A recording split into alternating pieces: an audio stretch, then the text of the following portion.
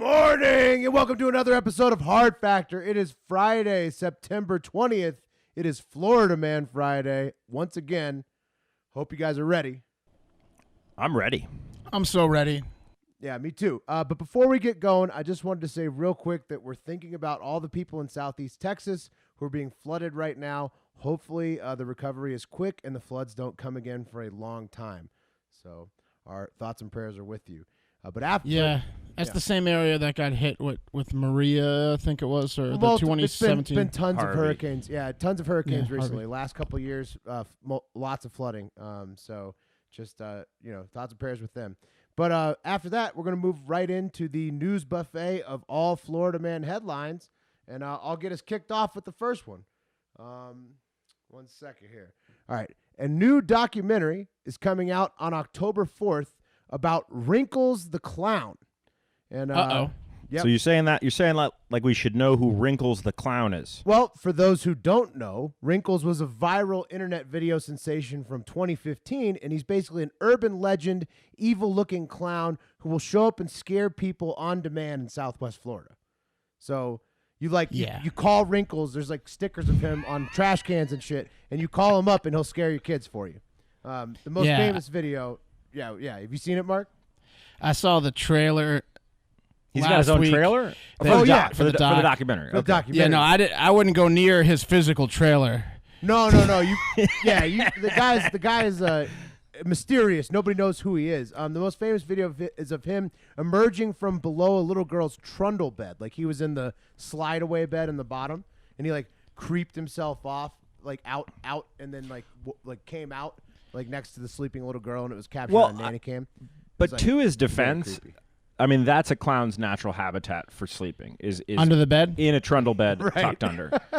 I mean, just saying. And also, to his defense, like someone in that household called him and asked him to scare their daughter. Right. Or that could have been just like a trailer he was doing for his business. It's hard to tell. I mean, Yeah. people are saying it's fake. Like, yeah. I mean, you don't know, but I mean, this guy, this documentary that's coming out, it follows whoever this guy is who developed the Wrinkles character and the business in Naples, Florida. And then, Will, that's a really good point because what you put in a trailer or some sort of promotional video is a service that you offer, right? And this guy's implying that service that he offers, depiction of it, It's terrifying. is he'll roll out the trundle bed. Yeah, it's a lot of him in people's backyards, Right. and then in the house. It's bad. Yeah. It's like there's the trailer for the documentary. Just Google Wrinkles the Clown on YouTube. It's like an awesome trailer. But anyways, this dude, like I said, he developed a business in Naples, and then he would terrorize the area communities just for whenever somebody would call him. His number is 407-734-0254, and apparently you can still leave him a voicemail. And there's some guy. The guy, he's still there, like monitoring the voicemail box, but he just doesn't, there's too many voicemails for him to terrorize. If you absolutely hate someone, you can just call Wrinkles on them. It's like swatting you. Instead of the cops with machine guns, you send Wrinkles on people. Except the only difference is you have to pay for Wrinkles. And what do you have to pay for Wrinkles? I don't think it's that much. No, it's like $30. $30 It's McDonald's. I think. You pay him in McDonald's or Sizzler. He's there. You have to laugh. You have to laugh at it. Exactly. But Wrinkles the Clown, fixture of Southwest Florida, documentary coming out October 4th. Don't miss it. I love it. All right, guys, so Florida's new Surgeon General might not have known what he was getting into when he signed on for the job, specifically because he didn't know about the state's raging hepatitis A problem. Dr. Scott Rivkes addressed lawmakers for the first time on Tuesday about just how bad the Florida Hep A outbreak is. This after the disease was officially declared a health emergency back in August. There may have been more than 3,000 cases in the state since 2018 and at least 40 related deaths. And Dr. Rivkes, I think it's Rivkes? Rivkes? Dr. Rivkes? Dr. Rivkes. Rivkes. He stated that there's no end in sight for Hep A until at least 80% of the high-risk population is vaccinated, which equates to about 392,000 Floridians. I mean, don't most Floridians have Hep A through D? Yeah, they got the Hep alphabet. A through G? I mean, you should be immune if you grew up in Florida, I feel like. That's very true. All the Heps. And to that point, guys, after reading this story, I still wasn't sure why the Hep A problem was so bad in Florida compared to other states, but then I learned that hepatitis A is most commonly spread through feces and is associated with poor hygiene, so it made a lot more sense to me. That's why guys are pulling machetes on people not flushing toilets in the public bathrooms. They know about the Hep A problem. That guy was a hero. Hep A. That was full circle, Mark. You just blew my mind first, full circle. All right, guys. That anyway, guy's a defender of the public health. True. Yeah. Make sure to flush it. Let's take a quick trip over to Predict It Corner real quick, because we got a new interesting Predict It gambling market to bring to your attention, and it's who will win the 2020 Massachusetts Democratic Senate primary. So we got Rep. Joe Kennedy III, a member of one of America's greatest political dynasties. I can't really think of any other political dynasty other than his name maybe is the Clintons, but that didn't really work hold out. On. Let's just Bushes? restate that. His Yeah, name is Joe Kennedy III. Mm-hmm. He's got like red hair. He's young. Yeah. Locked down. Who's the loser? Lockdown. Who's the loser's name you're about to announce? Well, let me get into it. So JK3 is expected to challenge Ed Markey for his Massachusetts Senate seat. Kennedy hasn't even made a formal announcement yet, but everyone pretty much knows it's on. It's expected that he's going to make its announcement on Saturday, according to the Boston Globe. So Markey, his dead-ass bitch contender, served in the Senate since 2013 and has been in Congress since 1976, is double the age of the young Kennedy. Yeah, he's ripe to be taken out by a Kennedy. And Joe's sitting there saying, "Is my birthright? Give it to me." I mean, it was nice of him to wait till 38. That's true. See you later, Markey. So a public poll conducted just after Labor Day found that Kennedy's 14 percentage points ahead of Markey in a head-to-head matchup, and a different poll had him at 9 percentage points ahead of Markey, which is a tough blow. Before he Absolute declares. bloodbaths, Yeah. It's a tough blow for old man Markey over here. Some key Democrats, like Senate Democrat leader Chuck Schumer of New York, wants Kennedy to drop out of the race because he's old and Markey's old and they're probably buds. But right now the market's like this. Kennedy's at 70 cents to win. Markey's at 48 cents. So the market's still young. You can still get in. There's the no bet on Markey's at 69 cents, which is looking pretty good, as it earns you an extra cent per share than buying the yes on Kennedy. And let's face it, Kennedy isn't going to go. He's not going to lose in Massachusetts. Not Massachusetts. No. No one Markey should be at infinity cents. That's true. Some other markets you can get onto are which party will control the Senate after the 2020 election. Will Beto O'Rourke file to run for Senate by December 9th? Anyway, to get in on the fun and the action, go to predictit.org/promo/hardfactor20 and deposit at least $20. And guess what? We'll match your first 20. So bet on the news with us. Awesome. A Florida man who authorities know by Alex climbed a 400-foot radio tower this week. He was referred to as Alex because of an item he left in the backpack that he left on the scene. Wait, what? He had like a name tag? Name? Like inside the backpack, it probably said like "I am Alex." I don't know. His mom wrote Alex in there. Right, like a lunchbox with Alex on it. If you find this at the top of a radio tower, please return to Alex. It's widely speculated he has mental health, so maybe it was like a bracelet that said Alex on it. No shit. Yeah. So Alex was first spotted by the radio station traffic reporter who saw a man wearing baggy gym clothes climb over a barbed wire fence before making a climb up the station's transmission tower, which is just a fucking transmission tower. So he stayed perched on the top of the tower 400 feet up for 8 hours. How big is the top of this tower? It's That's at least huge. over You've seen 400. Yeah, you've seen I'm talking about like towers. I'm talking about like what's the surface area? It gets pretty narrow. It's like a point at the end. Yeah, it's So small. he's like a pole sitter. Yeah, basically. No, so, he's like there's some stairs and shit, I'm sure. Well, like, he got to like the. Yeah, exactly. He got to like the top of the wide part, but then firefighters came and tried to like climb up and encourage him to come down, and then he started climbing up to like the pointy part, and they were like, oh, so they came back down. They came back down. They're like, never mind. You're spooking him. You're spooking him. Lay off. They also brought out a megaphone and tried to speak to Alex in both English and Spanish, but no language was going to get through to Alex on that day, so he didn't listen to him. And after about 8 hours, he decided to on his own descend back down the tower. It took him 4 hours to That's descend awesome. back So that guy was just like having a fun day. He just wanted to go up there. Yeah, exactly. Like And then it he went wasn't straight like to a an suicide ambulance. threat. He was just having fun. You never know. But yeah, it was definitely some form of a suicide threat, Will. We got to get a different public service agency other than the fire department. Something in between the fire department and the police and the medics. Because, like, the fire department ends up having to do all this non-fire related shit. Oh, all sorts of shit. Cats in a tree. Alex is in a tree. Well, because they have the trucks. They can go high. They can get the ladder. It's not their That's true. responsibility. Well, I mean, they got to help. They're public servants. So taking it over to other public servants in Miami Gardens, Florida, they reported that thieves made off with about $80,000 in merchandise from a wig warehouse earlier this week. Okay.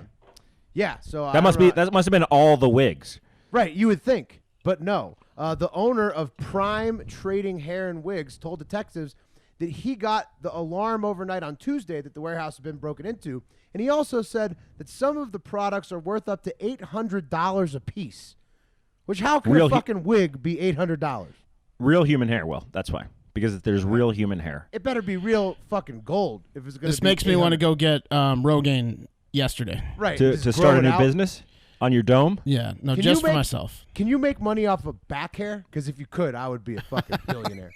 That's true. And you know what? I would stake you. I would take care of all your vitamin E pills. I'd make sure that you drink your milk. I would grow it out so long. I would harvest it for you, Will. Who wants to buy this knuckle hair? I got a lot of knuckle hair.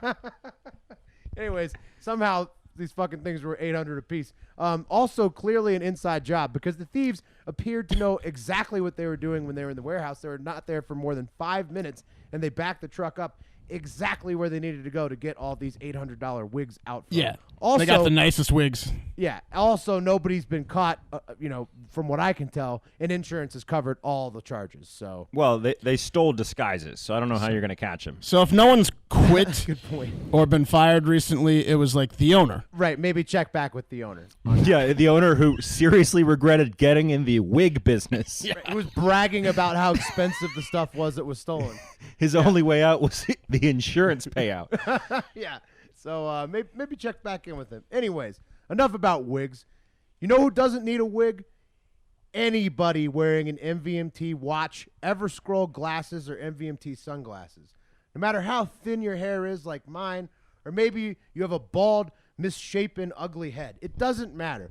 Because if you're accessorizing with MVMT, that's all anyone is going to be looking at when they're talking to you. These watches, which are sold directly to you to avoid the retail markup you'd find with other brands, start at just $95 and are the absolute best value you can find at that price, period. They look so good. I wear the watches every day and can't wait until my new pair of sunglasses arrive next week. I'll probably wear those every day too.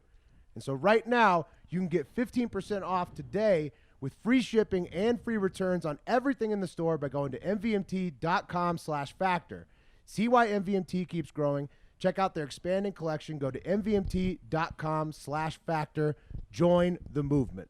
Join the movement, baby. Also, shout out to the Everscrolls, which remove some blue light to help your eyes, but also just make you look 50 IQ points smarter. That's true. Instantly. They make you look very smart. Wes, without the Everscrolls, Wes appears to be just some regular dumb schlub. He puts the Everscrolls on. Wes goes Wes goes from the opposite side of the table on the dinner for dunces or whatever. Right. Without the Everscrolls, he's like the idiot they bring in as a joke. With the Everscrolls, he's bringing in idiots into the dinner. I've never seen a bigger transformation. I'll go one step further. When Wes puts on the Everscrolls, it's like you're watching evolution happen. He's like, right. you see him just skip a link. You know what I mean? From the left side of the chart to the right side of the chart. You're totally right. Yeah, totally. Anyway, guys, in a sad but fitting story, a 43-year-old Florida man who lived his life as the character Captain Jack Sparrow from the Pirates of the Caribbean films was found dead on Monday, floating in a bay along Florida's Gulf Coast. That's got to be the worst pirate I've ever seen. Wow. The man... I mean, but if he was going to go, that's the way that guy wanted to go. Truth. Yeah. Absolutely truth. I guess rum doesn't sink you. Rum helps you float. So the man whose society name was Joshua Hensley was known as Captain Jack and was a mainstay on Florida's Citrus County, as well as on the Crystal River Pirate Festival and the raft race. Wait, Crystal River is inside Citrus County, Florida? Yeah, 100. Ah, man, that just sounds like the place I need to be. Yeah, we were That does sound pretty nice. I'll let you guys in on a little inside baseball last night. We were late night texting the chain, and everyone was talking about how actually sweet it would be to live in Florida. Oh, yeah. No, Of we course. love Florida. I think about how sweet it would be to live in Crystal River in Citrus County, now, at least 5 times a day. Well, maybe next week after they get Captain Jack out of the bay. We would have been partying with Captain Jack. Some of these guys, like the masturbatory construction worker, not so much. Captain Jack, we would have been partying with. Right. Yeah, So Captain was one Jack, guy. guys, he was last seen on Saturday embarking on a treacherous stand-up paddleboard voyage to nearby Shell Island. an activity he loved second only to dressing like a Disney character. There were a high wind that eve, and the seas, they were angry. Park rangers became concerned when they noticed Captain Jack's land ship had been parked in the Hunter Springs parking lot overnight, and a man overboard call was put out on the radio. And at the time of his death, Captain Jack was working on developing a line of custom-made pirate ship stand-up paddleboards and a few unique rafts for local events. Captain Jack was beloved in the community and will be missed deeply, but we can take solace in the fact that he died the way any pirate worth his silver should, navigating the high seas. Yeah. R.I.P. Captain Jack. R.I.P. Probably brought a lot of smiles in Citrus County. If you're going to go out Crystal as a pirate, Palace, whatever. you want to go out in a watery grave. Yeah. R.I.P. Cheers to Captain Jack. We'll take a drink on that. All right. After that drink for Captain Jack, let's talk about the South Florida Water Management District, who are looking for an additional 50 python removal agents. Okay. The reason they're looking for 50 more people is because 50 python removal agents have been swallowed alive this year by pythons. That's not fucking true. No, I'm just kidding. But seriously, There's how so many many fucking fucking pythons are in the pythons. Everglades? They're constantly calling for new python hunters. This program pays trained python contractors an hourly wage and a bounty based on the size of snakes to find and remove Burmese pythons from the Everglades. So they dare you to find the biggest ones. That's awesome. This is so fucked up that a job has to be created because assholes went to pet stores, bought pythons, and then released them in the Just Florida released them. Everglades. Exactly why. It's creating a bedroom industry, a cottage industry. It's ridiculous. Hey, Yeah, I but mean, at least they're that's paying these capitalism, man. psychopaths. Yeah. Make a The problem, Python fix it with Elimination money. Program started in March of 2017 and has removed about 2,500 snakes so far. Burmese pythons are a severe threat to Florida's native ecosystems because they prey heavily on wildlife like rabbits and birds, and also compete with predators that now aren't able to hunt a lot of those rabbits and birds like bobcats and Florida panthers. So people who are interested in fuck taking pythons. part... I always Yeah. thought that Florida Panthers was just a fantasy thing. There's really Panthers in No, Florida. they have Of big course. cats in Florida for sure. Of course. Florida's a big state. Yeah, I know. People who are interested in taking part must be at least 18 years old, must not have a recent criminal record, and have proper identification. I would probably reverse the recent criminal record qualification to having only violent felons do this job. Right, that's where they're going wrong there. Yeah, maybe Yep. instead of going to jail, you could have them Yep. remove pythons. Also, you'd have a lot of guys named Snake out there, and Yeah. they'd be able to kind of relate, think like the snakes. Find I what are agree. they paying? Like, what kind of? There's a lot of people not going to college today because it's too expensive. If I was 18, you better believe I'd consider going Python out. hunter, dude. This Yeah, is bro. the best job. I'm thinking about it now. I mean, It's we like- had the dream job with Heart Factor, but Right, Python but- hunter.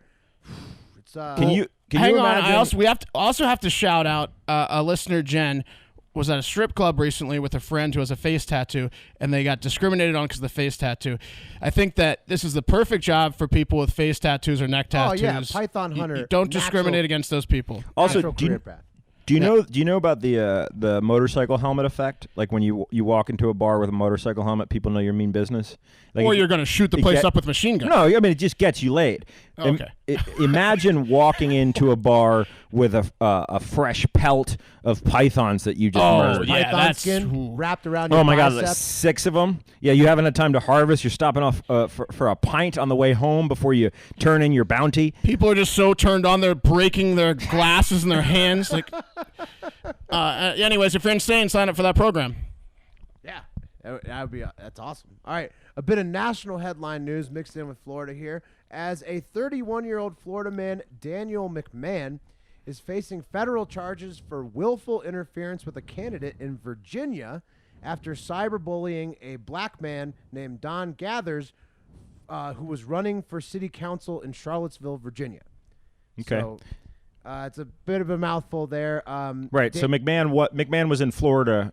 McMahon and he is a was- Floridian, yes, and he was cyberbullying Don Gathers, who was running for city council in Charlottesville. I guess because Daniel McMahon has a hard-on for protecting his beloved home of the Unite the Right rally in Charlottesville, Virginia.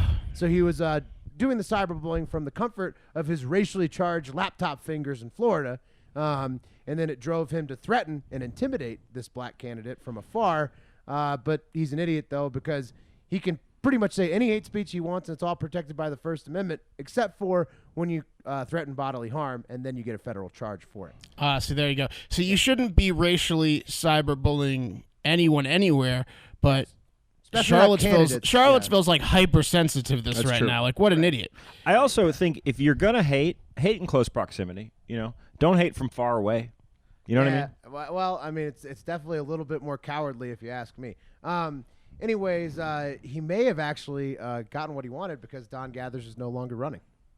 Holy shit. Yeah. Jesus Christ. So this is a sad story. So it's totally sad. The guy, the bully is now federal charged. He's only 31 years old, so that's going to fuck his life up. And then the guy that he was bullying did indeed drop. He said it was because of health concerns, but, Was that your last story of the night?